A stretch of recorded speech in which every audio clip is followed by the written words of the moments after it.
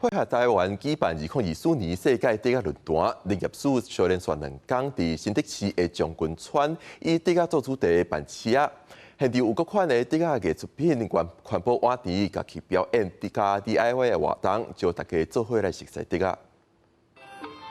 用竹仔乐器演奏出好听的音乐。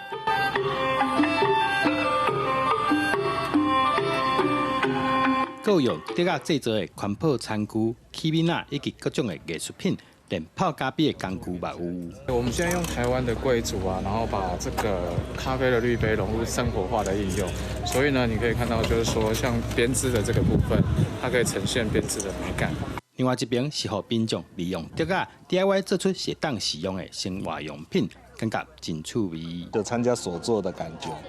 然后手机架看起来的